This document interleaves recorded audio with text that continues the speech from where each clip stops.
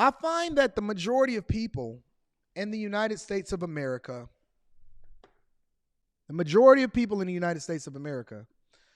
I find that, and I see the super chat. I'm gonna read it shortly after this.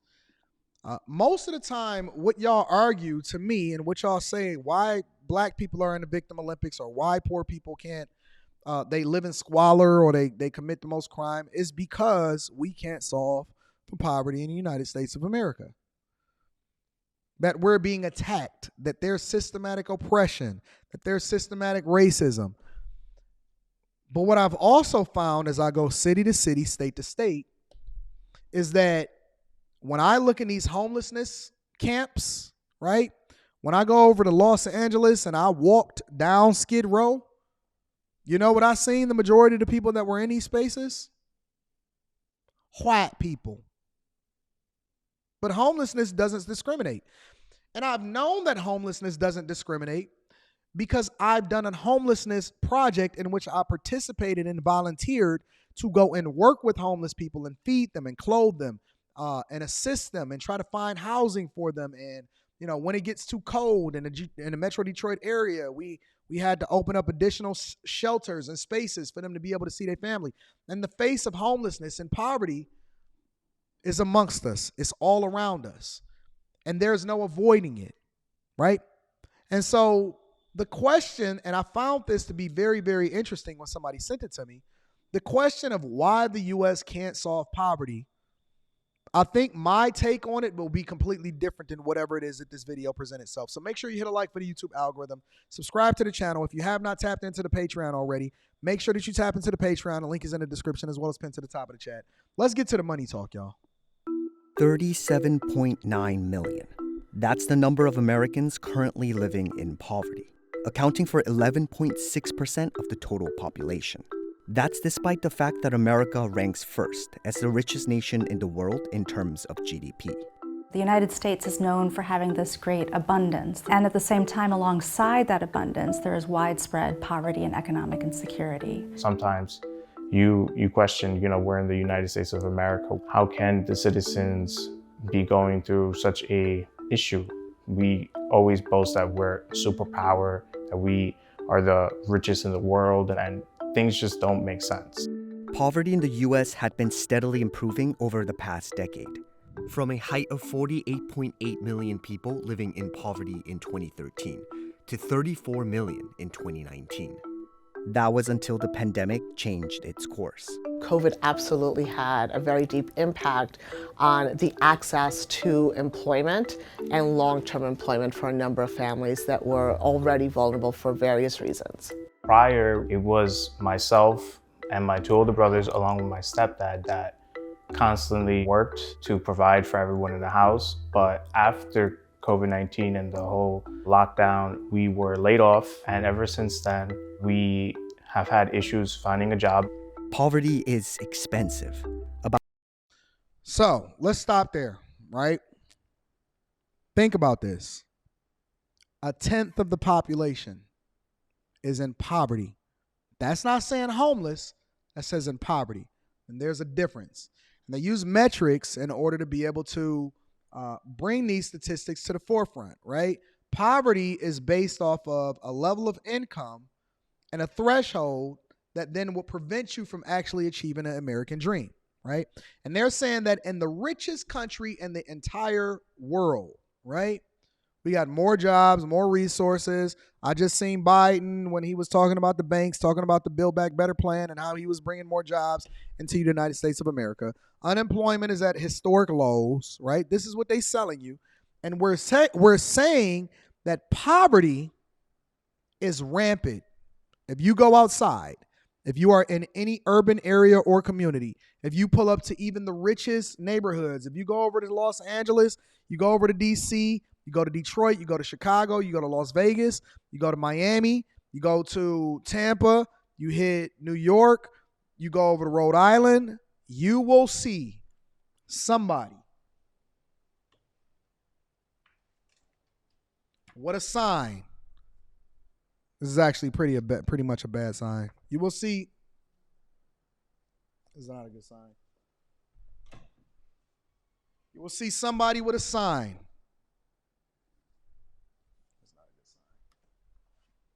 See somebody with a. We don't know what poverty look like over here at the Bag Chasers. I'm sorry. I don't have a sign to make for you because we don't know what that feels like, right? We don't know what it feels like because we so far removed of it. We just running the numbers up. But you will see somebody, I got to use an imaginary sign. You will see somebody with a sign that is saying homeless will work for food. I'm walking down the street yesterday to go and get my car because I park about 2 miles away in order to be able to really experience the city. And I let my car charge up because I'm driving a Porsche to, into the office every day. And I'm coming out of the structure and I see two homeless people fighting. You know what they were fighting over? Somebody had took the other's territory as far as to be able to ask for food coming up off the freeway. They were tussling and I thought one of them was about to throw the other one onto the freeway. They were fighting for territory to go and beg people in order to be able to get the people to give them some money after they come up off the freeway or they leaving out of the casino. That was happening. And then they saying poverty is expensive. Let me tell you why it's more expensive to be poor. Well, I'm going to let them say it and then I'm going to break it down. About 11% of the federal budget, or $665 billion, goes to economic security programs. And it's not working. And I'm going to break it down why. Child poverty alone is estimated to cost the U.S. over $1 trillion, based on the latest research from 2018. There are also really high costs on an individual level. Poverty leads to more anxiety, it leads to more stress, it leads to more health problems, all kinds of things that amplify the effect of poverty. Hey, you hear the nice doom, doom, doom, doom, doom, doom. You hear the music playing in the background? Poverty. The feelings that you would usually encounter when you're in this position is mostly depression. Why can't I find a job? Why are we? Now you see this able-bodied man right here on our screen. You know one thing that he didn't stop doing, Rita? This able-bodied man that's on the screen that's complaining about being in poverty. You know one thing that he didn't stop doing? Busting it open. Because he's sitting there with a baby. He's still having sex. He ain't stopped busting it open. One thing about poor people is they don't stop humping. I don't see nothing wrong. Ooh, with a little bump and grind. With a little bump and grind.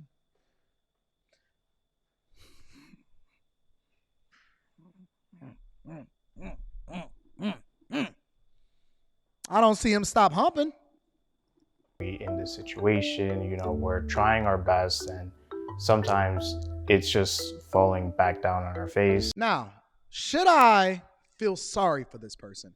Should I contribute more? Now, listen, think about this for a minute. I'm between a rock and a hard place, and it's a very, very difficult dilemma. Because on one hand, they say, Anton, why don't you help more people? Why don't you give away your fortune? When I did the Adrian Broner video, a lot of people were saying, Anton, instead of criticizing him, why don't you reach out to Adrian Broner in order to help him and give him more insight and information on how he can manage his money more effectively? Man, you talk about the same dude that was sitting there flushing $20 bills down the toilet, that was laughing and talking about busting down somebody else's chick or wife or whatever like that. You talking about the same dude that said, F everybody, I don't want to hear nothing from you unless you're doing this, that's still wearing an About Billions shirt on. So I was very intentional.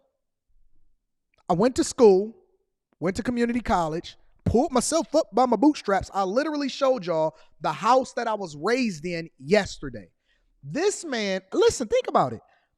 I had one child intentionally after I was already making over $118,000 a year for an extended period of time, and then found myself laid off from my job and then went back to work, grind, never got on government assistance, never asked the federal government for anything.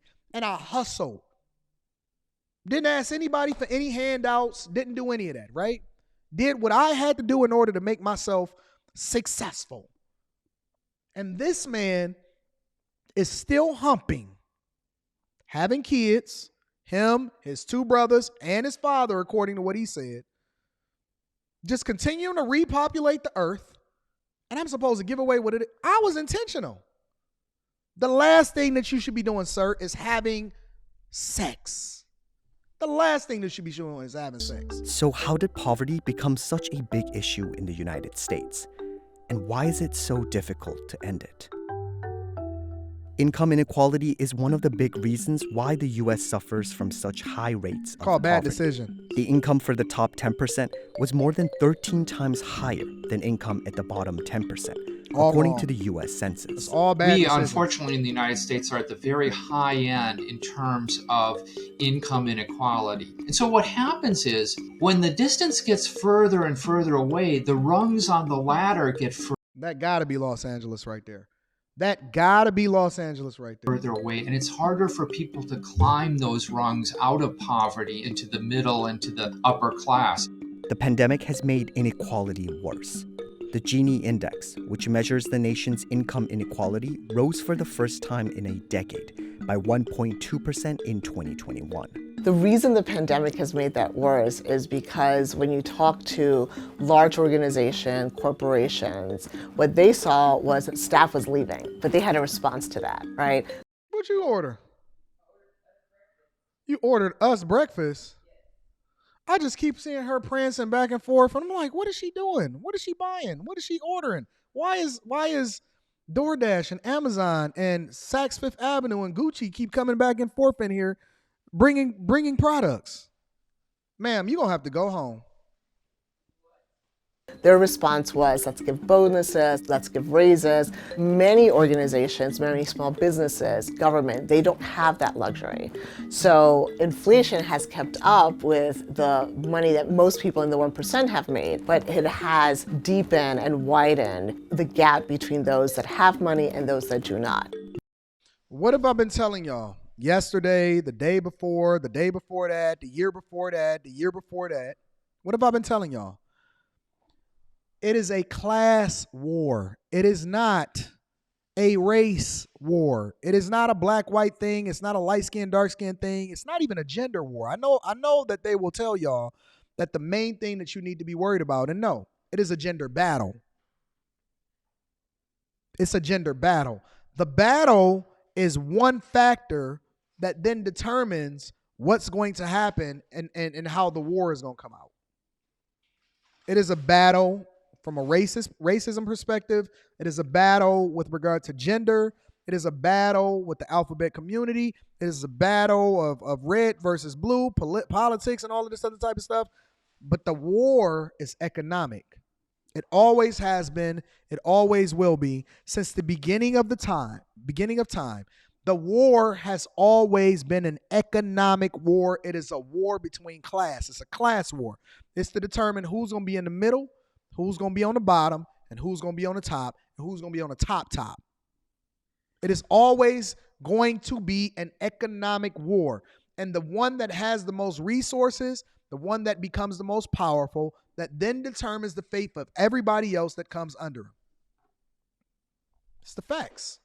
Research by MIT estimates that the living wage in the United States is $24.16 per hour for a... Think about that for a minute. $24 an hour. Man, I remember when I was coming up in the 90s, if I could get to $30 an hour working at Ford Motor Company, Chrysler, or GM, that's what we all aspired to do back when we was coming up here in Detroit. If I could just get in the plant and make $30 an hour, boy, I'm set. You know, these guys drive big Lincolns and Cadillacs up and down the street. They be having them some fly rides. They be having chicks on the side, living in the plant, getting all of the money, putting these cars together or whatever, and so on and so forth. And that dream was like, pew. If I could make $30 an hour, that was the goal when I was coming up, $30 an hour. Now they saying that the living wage is $24 an hour. family of 4. But the federal minimum wage is set at $7.25 per hour. This means that a typical family of 4 needs to work more than 2 full-time minimum wage jobs to earn a Class living war. wage. And single-parent families need to work significantly harder. We worked at a banquet hall. Any sort of party, we would set it up, come early, set the tables, dishes, plates, silverware, everything, you name it. We worked for $15 an hour. It was really bad. I would say we were really overworked. 13-hour shifts sometimes. We were really frustrated with where we were, but at the same time, it was Don't look like you lost no weight, Pablo. He ain't lost no weight though, did he? That's the one thing that I can't understand. How are people starving and suffering, but they eating so much better than everybody else? Pablo ain't lost a meal. He ain't lost a meal. He ain't lost a hair on his head, and he's still humping and grinding. Cause you know when you suffering, you be stressed. You be losing hair. You pull your hair out. Oh my God, I can't understand what the heck. That's what happened to me. I lost all of my hair in 2008. In one fell swoop, I went from nice and full at the top, and when the money started drying up, I said, Jesus, why is he so full? Why is he so full? That's all I want to know. That's all I want to know. what do we do if we leave? You know, we were at that stage of like, yeah, we hate this job, but we have to keep it to continue going. Problems with wages are especially worse for workers of certain races. If we're looking at the broader population of people who are poor or low income, meaning one emergency away from being poor, we're talking about approximately 140 million people. Out of the 140 million, Why are all of these people that's talking about income and wage equality foreigners? Every single person that I've seen come up on this video is somebody that probably, let me be quiet. well over 70 million people, well over half of that population are people of color. The U.S. also suffers from a lack of social safety nets that protect Americans from poverty. If you look at, for example, the amount of cash that people might get if they're low income, it's very, very minimal. Right now, we receive welfare, and it's roughly around $250 for my household is 7. And it actually has helped us a lot. Sometimes the numbers really don't make sense because how can a large family? Now, why is it 7 of y'all? Yeah. Look at all of them able-bodied men in there. Why is it 7? I mean, honestly, of all the things, maybe I'm wrong. Of all the things that we could think of as an issue, you don't think that, look at him, looking at the baby and all of this, you don't think that it's not smart to bring more mouths to feed inside of the household and have more babies? Because you're not entitled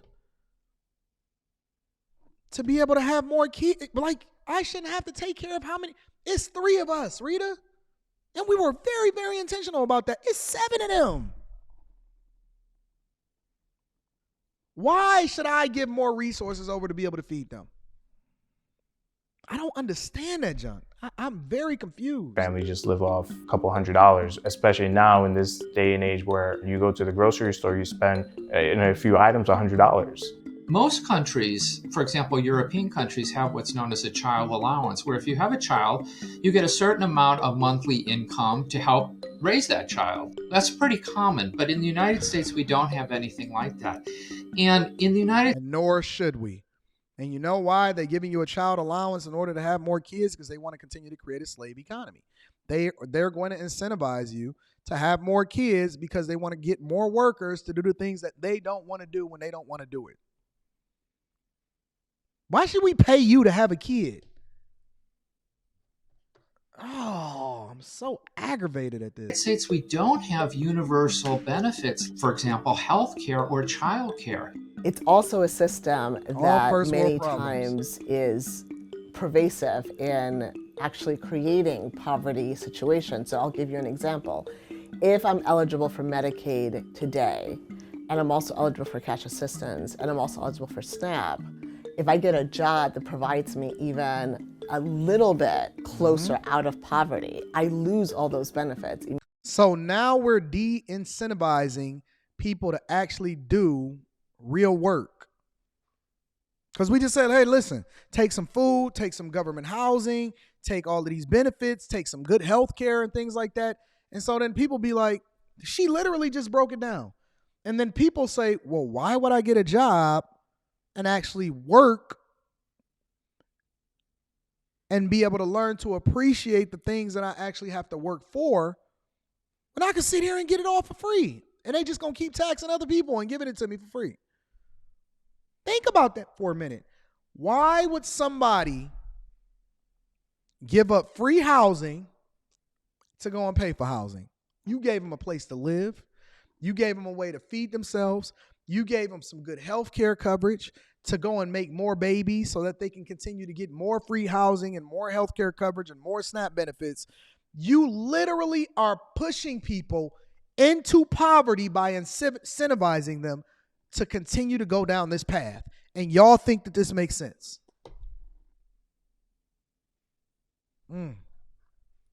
Immediately, which means that I'm incentivized if I need health care for my children and I have a job that's not going to provide it right away, to not look for employment that is going to pay me an amount that's going to make me ineligible for certain benefits, right? So while people are working really hard for upward mobility, the systems that we have in place don't give them the grace to be able to come out of poverty and provide their own agency to actually create the opportunity for upward mobility. The official poverty measure in the US today is based on calculations from the mid-1960s. It's calculated by comparing pre-tax income against a threshold set at 3 times the cost of minimum diet in 1963. A large number of federal programs still rely on this measure to figure out who is eligible for assistance and welfare. The researcher whose work became the basis of that measure never intended it to be used in the way that it currently is, both as a widespread measure of poverty, but then as the basis of all of these different social welfare programs and allocations of resources towards those programs. It doesn't take certain very obvious indicators into consideration. To start, it looks at pre-tax income, which is not what I'm taking home every day, so that doesn't make sense. It also doesn't look at different family compositions, which absolutely impacts how a family may spend money. If I am the type of family that has both of my parents living with me, I'm going to spend more. It doesn't look at expenses around food or childcare. So in many ways, it's incredibly out of date because it has not kept up with the way life has changed for most Americans. And it very much shouldn't. I think that the only way to change it is to put a time limit on how long somebody can be on government assistance, because you got to get on up out of here, fam.